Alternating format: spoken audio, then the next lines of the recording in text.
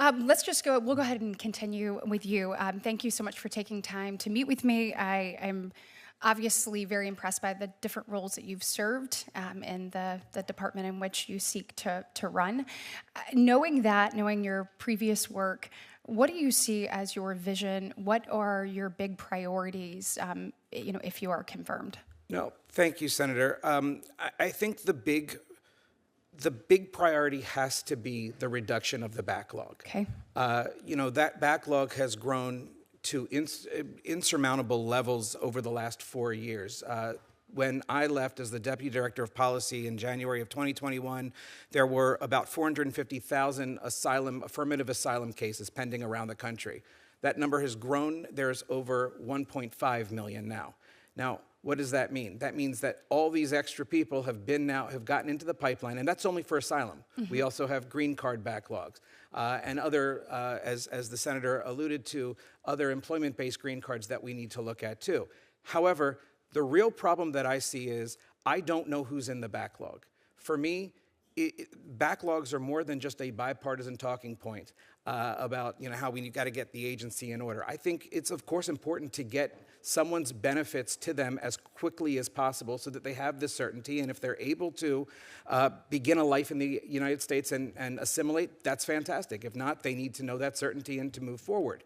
However, the real problem with the backlog is that we don't know who's in the backlog because of the lack of screening. How do you propose we find that out? Well, again, utilizing existing and emerging technologies, more reassignment of individuals, moving the Fraud Detection and National Security Division within USCIS out of the shadows to actually do its job, because at the end of the day, the backlog presents a national security and public safety risk. Let's adjudicate and let's get these things moving.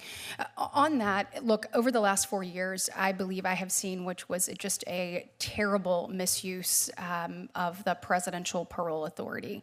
When I am looking at what the Biden administration did, giving blanket parole, things like the CHNV program, where it is intended to give on a case-by-case basis, and looking at the actual ramifications of that, it gives me real concern.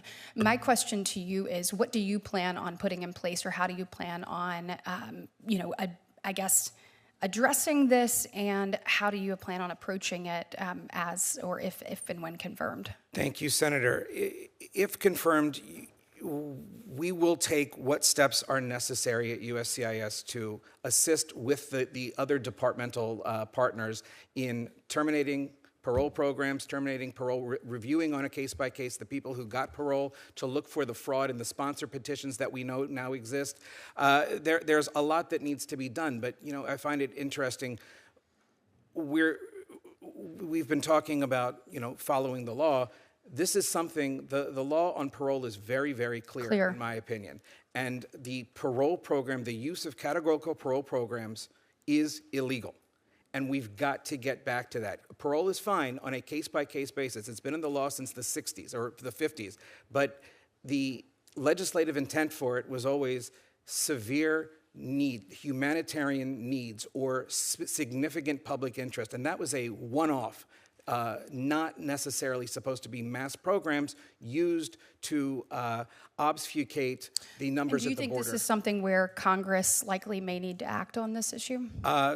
Senator, there have been bills previously introduced that I think would certainly handle this on parole reform, and I would love to see another. Absolutely. Thank you. I have just in my remaining minute, my question is for Mr. Woodward. As serving as Associate Attorney General, you will have direct oversight over the Civil Rights Division. This is something that I think is critically important. We want to make sure that everyone has the right to vote, and they also have the security and peace of mind of knowing that their vote counts.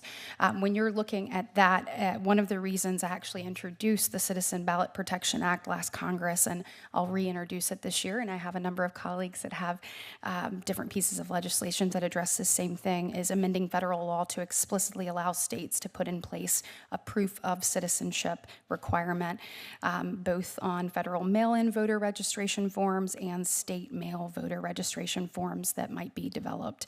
I think that's a common sense way to ensure integrity of the vote, that Americans American citizens are the ones voting in these elections.